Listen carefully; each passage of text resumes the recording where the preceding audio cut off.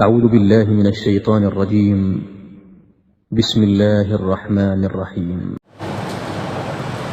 إن أصدق الحديث كتاب الله، وخير الهدي هدي محمد صلى الله عليه وسلم، وشر الأمور محدثاتها، فإن كل محدثة في الدين بدعة، وكل بدعة ضلالة، وكل ضلالة في النار. Masyarul kaum muslimin wal muslimat rahimani wa rahimakumullah. Tak lupa marilah kita selalu senantiasa memanjatkan puji dan syukur atas karunia yang telah Allah Subhanahu wa taala limpahkan kepada kita, atas segala nikmat yang telah Allah Subhanahu wa taala berikan kepada kita, sehingga dengan perkara tersebut kita bisa beraktivitas, kita bisa beribadah kepada Allah Subhanahu wa taala. Dengan kita bersyukur pula, maka Allah Subhanahu wa taala berjanji di dalam Al-Qur'an akan menambah nikmat bagi seorang hamba apabila dia mau bersyukur kepadanya. La in syakartum la azidannakum, kata Allah Subhanahu wa taala. Apabila kalian mau bersyukur, maka pasti aku akan tambah. Jadi bersyukur atas nikmat yang telah Allah berikan, maka nikmat tersebut akan ditambah oleh Allah Subhanahu wa taala. Kemudian salawat serta salam semoga selalu senantiasa tercurahkan kepada uswatun hasanah kita Nabiullah Muhammad sallallahu alaihi wa ala alihi wasallam, kepada keluarga beliau, kepada para sahabat beliau, dan juga kepada kaum muslimin yang mengikuti jejak sunnah beliau hingga nanti beliau berkiamat. Jamaah kaum muslimin wal muslimat rahimani wa rahimakumullah. Pada kesempatan malam hari ini insyaallah kita akan melanjutkan pembahasan dan kajian kita seputar sirah an-nabawiyah, yang mana pada kesempatan yang lalu kita telah membahas bagaimana dakwah Nabi sallallahu alaihi wasallam setelah beliau mendapatkan perintah untuk memberikan peringatan, yakni dakwah secara sirriyah, dakwah secara sembunyi-sembunyi. Dan itu beliau lakukan selama kurang lebih 3-4 tahun.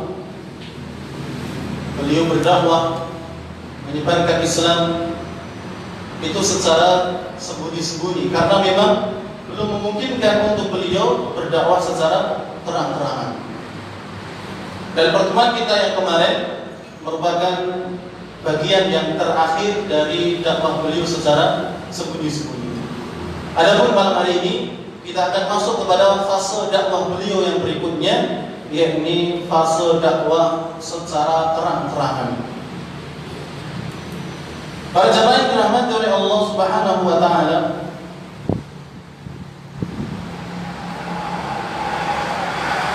setelah Nabi sallallahu alaihi wasallam melakukan dakwah secara sembunyi-sembunyi, maka sampai akhirnya Allah Subhanahu wa taala memerintahkan beliau untuk berdakwah secara terang-terangan. Yang firman Allah Subhanahu wa taala di dalam surat Asy-Syu'ara ayat yang ke-24, Allah Subhanahu wa taala berfirman, "Wa anzir 'ashiratakal aqrabin." Wa anzir 'ashiratakal aqrabin. Dan berilah peringatan kepada keluargamu yang dekat. Ini perintah Allah Subhanahu wa taala kepada Nabi sallallahu alaihi wasallam. Dan ini merupakan isyarat bagi beliau untuk berdakwah secara terang-terangan, secara belak-belakan, tidak lagi sembunyi-sembunyi sebagaimana awal dakwah beliau yang dilakukan selama kurang lebih 3-4 tahun.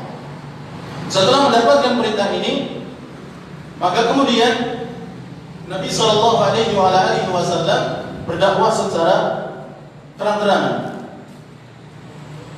Dan sebenarnya ikhwanillah,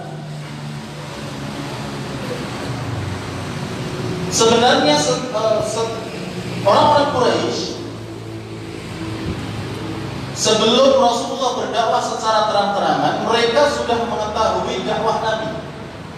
Itu yang secara sembunyi-sembunyi itu sudah diketahui.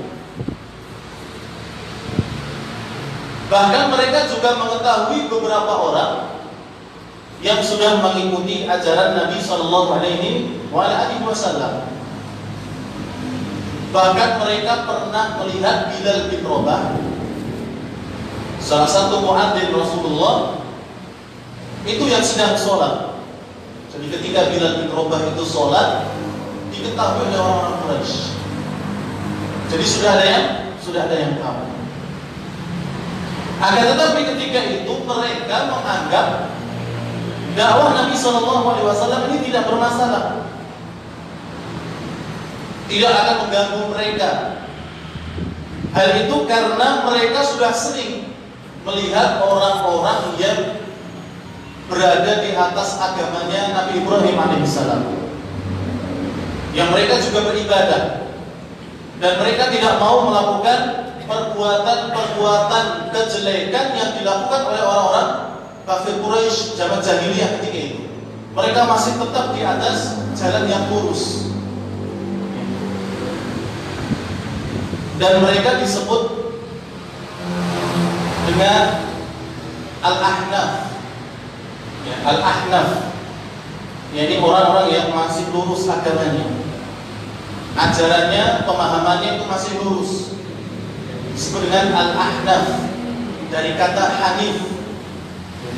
Dari Hanif itu orang yang lurus. Adapun Al-Ahnaf itu orang-orang yang lurus. Mereka masih berada di atas ajaran Nabi Ibrahim alaihissalam yang tidak menyembah berhala, tidak pula melakukan kesyirikan. Nah, orang-orang Quraisy menganggap bahwa dakwah Rasulullah itu juga sama seperti dakwah para Al-Ahnaf ini. Karena orang-orang Ahnaf ini juga mereka berdakwah ketika itu, tapi ya terkadang dakwah, terkadang tidak.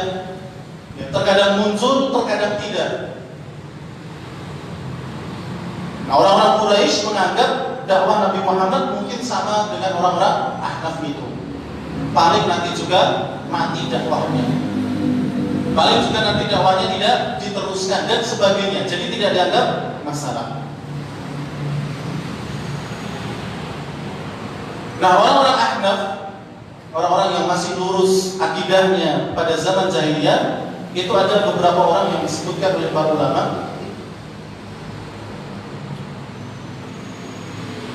Di antaranya adalah ada yang namanya Waraqah bin Nawfal. Ya, ini yang dulu pernah kita sampaikan. Ya, Waraqah bin Nawfal. Ketika zaman jahiliyah sebelum datangnya Islam, beliau termasuk orang yang akidahnya masih benar, akidahnya masih lurus, masih di atas agama yang dibawa oleh Nabi Ibrahim alaihissalam, yakni tidak menyembah berhala, ketika pula tidak melakukan kesyirikan. Ada juga yang namanya Umayyah. Ya, namanya Umayyah.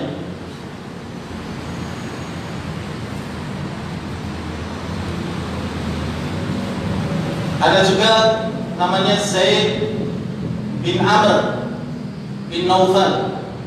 Ya. Zaid bin Amr bin Nawfal.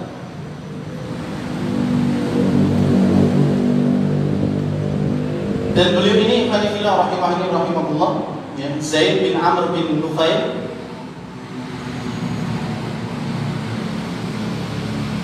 Ini pernah disabdakan oleh Nabi Shallallahu Alaihi Wasallam bahwa beliau nanti akan dikumpulkan atau akan dibangkitkan pada hari kiamat itu sebagai seorang umat. Ketika Nabi Shallallahu Alaihi Wasallam ditanya tentang Zaid bin Amr bin Nufail, beliau menjawab, yub'atsu yaumal qiyamati ummatun wahdah. Zaid bin Amr bin Nufail itu akan dibangkitkan oleh Allah Subhanahu wa taala pada hari kiamat dalam keadaan sebagai umat yang sendirian. Umat yang sendirian, padahal orangnya satu, tapi disebut umat. Dijelaskan oleh para ulama kenapa disebut umat, karena ketika itu masanya beliau adalah orang yang paling tahu terhadap agama Islam. Yang lainnya ikut bobrok, tapi beliau masih tetap lurus di atas agamanya. Atau dikatakan oleh para ulama juga bahwa yang dimaksud dengan ummah padahal orangnya sendiri itu adalah karena seharusnya atau karena dia memiliki sifat-sifat yang seharusnya ada di berbagai orang, tapi ada pada dirinya sendiri, pada satu orang. Seharusnya sifat-sifat ini ada di beberapa orang, banyak, bahkan mungkin umat, tapi ini hanya ada pada satu orang saja. Makanya nanti dia akan dibangkitkan oleh Allah Subhanahu wa taala dalam keadaan sebagai umat. Sebagai umat, padahal orangnya satu. Kalau umat itu banyak. Umat itu banyak. Akan tetapi disebut umat padahal orangnya satu. Ini menunjukkan bahwasanya beliau memiliki keutamaan dalam agama yang mulia ini. Jadi ada Zaid bin Amr yang dia masuk ke dalam agama Islam, atau dia masih di atas agama yang lurus, yaitu agamanya Nabi Ibrahim alaihissalam. Kemudian para jamaah yang dirahmati oleh Allah Subhanahu wa taala,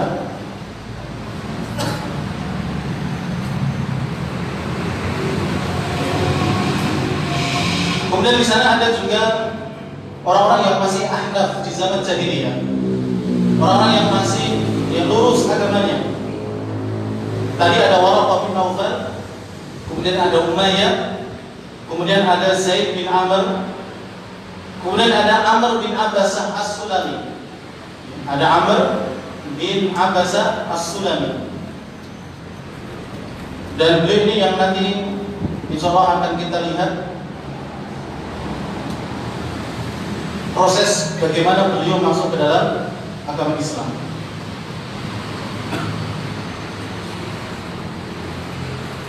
Kemudian ada beberapa orang yang mereka masih lurus agamanya.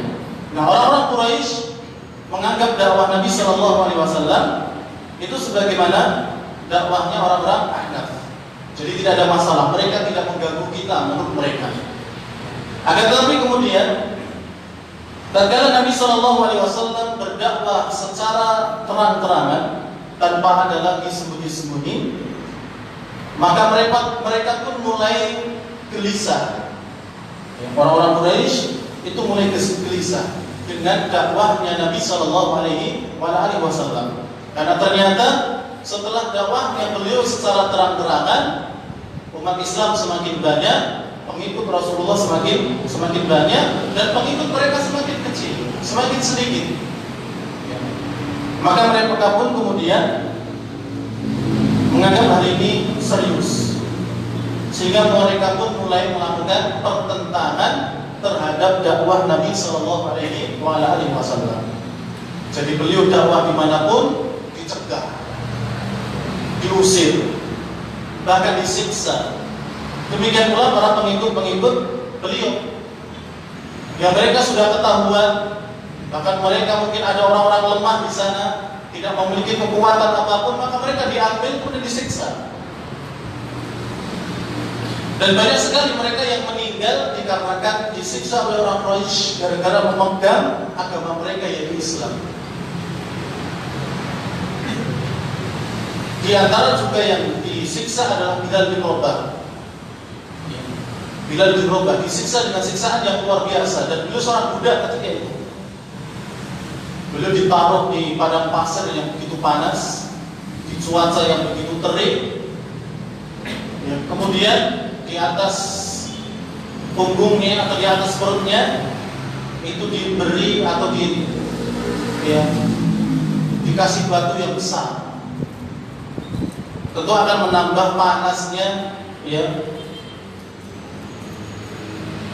pada pasir ketika itu.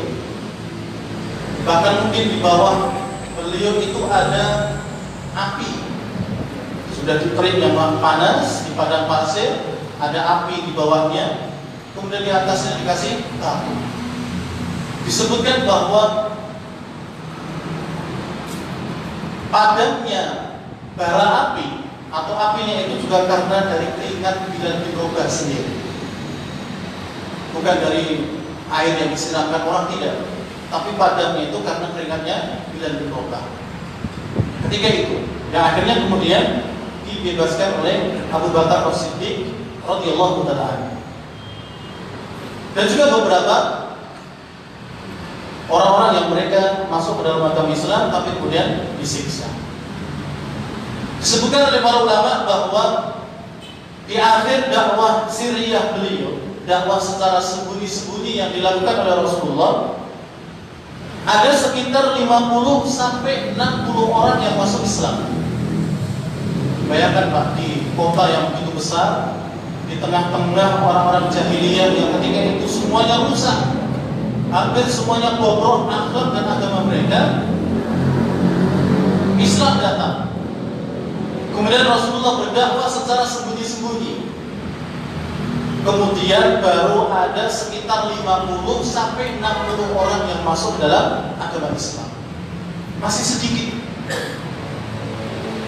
Oleh karena itu, ketika mereka sudah ada beberapa orang yang masuk Islam, beliau tidak menyebutkan satu persatu nama mereka, siapa saja yang masuk Islam, karena beliau khawatir mereka nanti akan diganggu oleh orang-orang Quraisy. Rasulullah ingin menjaga keamanan dan keselamatan mereka, sehingga keislaman mereka itu disembunyikan oleh Nabi Sallallahu Alaihi Wasallam, sekalipun kepada orang yang ingin masuk Islam disembunyikan nama-namanya. Jadi kalau ada orang yang ingin masuk Islam, beliau tidak menyebutkan yang bersama saya sudah ada sikulan, disebutkan semuanya, tidak. Karena beliau ingin menjaga keselamatan orang-orang yang sudah masuk Islam. Karena ketika itu Islam belum kuat. Sebagaimana yang dikatakan oleh Amr bin Abbasah, dan ini merupakan kisah beliau ketika beliau masuk Islam. Ya, Amr bin Abbasah As-Sulami, beliau pernah berkisah tentang keislaman beliau sendiri.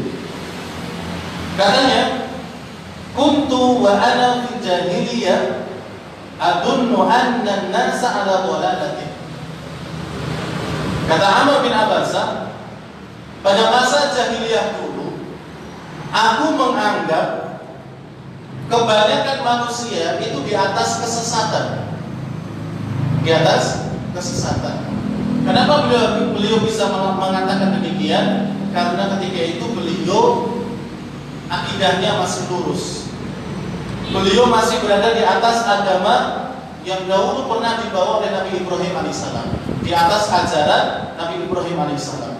Maka beliau berpendapat bahwa manusia ketika itu, yakni pada masa jahiliyah, itu adalah orang yang sesat. Wa annahum laisu ala syai'in, dan mereka tidak di atas sesuatu atau keyakinan yang baik.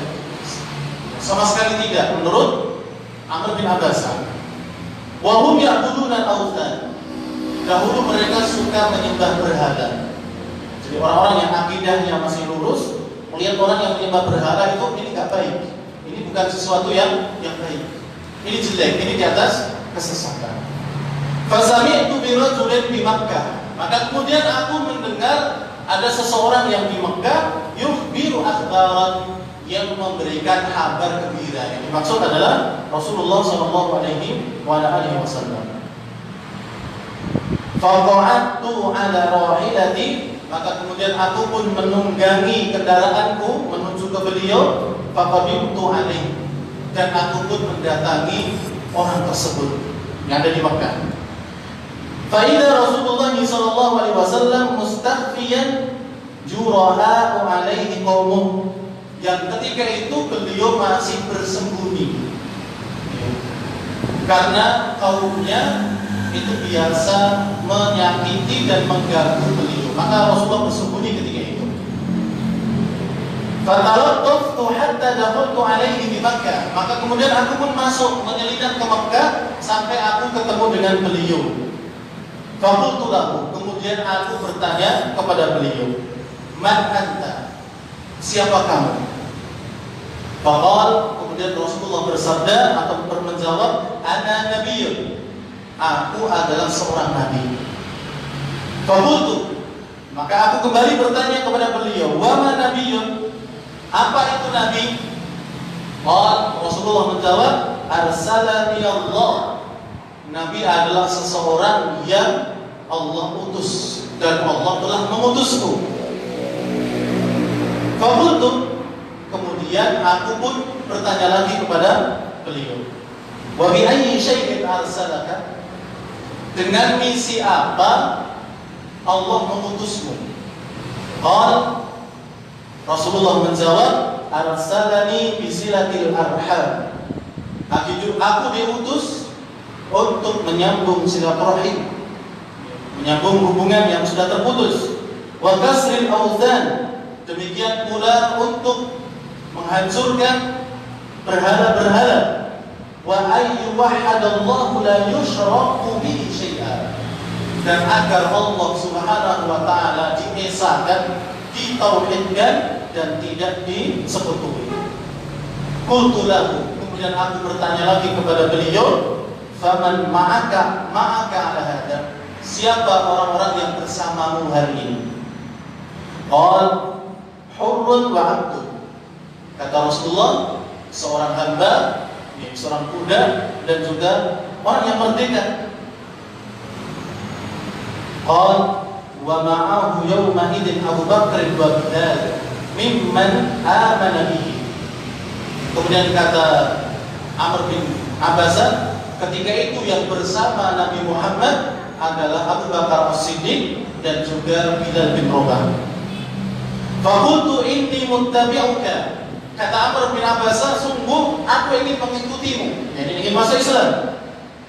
Qal, Rasulullah mengatakan, innaka la tastati'u dzalika yawmaka hadza, sesungguhnya kamu tidak mampu atau belum mampu ikut bersamaku untuk hari ini.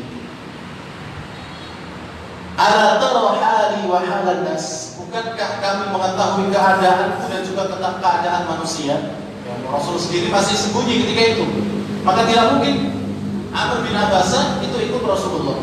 Kenapa demikian? Karena Amr bin Abbasah bukan orang Mekah, ya, bukan orang Mekah, dan beliau khawatir kalau Amr bin Abbasah ini masuk Islam, kemudian diganggu, bahkan mungkin dibunuh, tidak ada yang bisa membela, karena dia orang luar Mekah. Makanya Rasulullah mengatakan, innaka la tastati'u dzalika yawmaka hadza, kamu belum mampu mengikutiku hari ini. Untuk hari ini kamu belum bisa mengikutiku. Maka apa pesan Nabi sallallahu alaihi wasallam? Walakin, akan tapi, irji ila ahlik, pulanglah kamu ke keluargamu. Fa idza sami'ta bi qad dhahartu fa'tini, kalau kamu mendengar aku telah menang, artinya sudah banyak kaum muslimin ada, maka datangilah aku. Jadi pesan Nabi sallallahu alaihi wasallam kepada Amr bin Abbasah. Beliau diperintahkan untuk apa? Pulang terlebih dahulu, walaupun sudah masuk Islam, kemudian pulang dulu. Jangan ikut aku di Madinah, atau jangan ikut aku di Mekah. Pulanglah dulu ke keluargamu dan dakwahilah mereka. Maka kemudian Amr bin Abbasah pun pulang ke keluarganya, kemudian mendakwahi keluarganya, dan keluarganya pun masuk Islam. Demikian pula mendakwai kaumnya, dan kaumnya juga banyak yang masuk Islam. Maka kemudian setelah itu terdengar berita bahwasanya Nabi Shallallahu Alaihi Wasallam telah menang. Sudah banyak kaum muslimin yang masuk Islam, sudah banyak orang-orang yang masuk ke dalam agama Islam dan sebagainya. Maka beliau pun kemudian mengikuti bertemu dengan Nabi Shallallahu Alaihi Wasallam untuk yang kedua kalinya, hijrah, datang ke Madinah untuk bertemu untuk kedua kalinya dengan Nabi Shallallahu Alaihi Wasallam. Jadi pertemuan pertama di Mekah, kemudian masuk Islam, pertemuan kedua di Madinah, dan ketika itu beliau langsung di sana menimba ilmu dengan Nabi Shallallahu Alaihi Wasallam. Kemudian beliau pun wafat. Ya, walaupun dikatakan oleh para ulama wafatnya beliau ini pada masa Utsman bin Affan radhiyallahu taala, masa pemerintahan beliau. Jadi umur beliau luar biasa. Ini diantara orang-orang yang mereka masuk ke dalam agama Islam, yang kemudian menceritakan keislaman beliau. Kemudian jamaah yang dirahmati oleh Allah Subhanahu wa taala, itulah kisah beberapa orang yang mereka masuk ke dalam agama Allah Subhanahu wa taala. Dan Nabi SAW ketika ditanya oleh Amr bin Abbasa, siapa orang yang bersamamu? Nabi tidak menyebutkan seluruhnya, tidak menyebutkan seluruh nama-nama yang masuk Islam dari 50 sampai 60 orang tersebut. Tapi cuma disebutkan, bahkan tidak menyebutkan, cuma disebutkan yang ikut dengan saya adalah hamba saya, demikian pun orang yang merdeka. Tapi ketika itu Amr bin Abbasa melihat ada Abu Bakar dan juga ada Bilal bin Rabah. Abu Bakar adalah abdul, Abu Bakar adalah hurun, orang yang bebas, bukan budak. Tapi kemudian melihat Bilal adalah seorang budak. Berarti benar bahwa yang ikut beliau itu baik yang budak ataupun yang merdeka. Maka kemudian beliau Amr bin Abbasa masuk dalam agama Islam. Tapi sayangnya ketika itu beliau belum bisa ikut dengan Rasulullah. Rasulullah berpesan kepada beliau untuk pulang dahulu, berdakwah di keluarganya, berdakwah di kaumnya. Kemudian kalau nanti sudah terdengar adanya Islam muncul, maka beliau diperintahkan untuk datang bertemu kembali dengan Nabi Shallallahu Alaihi Wasallam. Para jamaah yang dirahmati oleh Allah Subhanahu Wa Taala, demikian apa yang bisa kita sampaikan pada kesempatan malam hari ini terkait dengan dakwah Nabi SAW secara terang-terangan, dan ini merupakan bagian yang pertama, dan insyaallah pada bagian yang selanjutnya kita akan melanjutkan di kesempatan yang akan datang billahi subhanahu wa ta'ala. Demikian kurang lebihnya, saya mohon maaf. Saya akhiri, subhanakallahumma rabbana wa bihamdik, asyhadu an la ilaha illa anta, astaghfiruka wa atubu ilaik. Wassalamualaikum warahmatullahi wabarakatuh.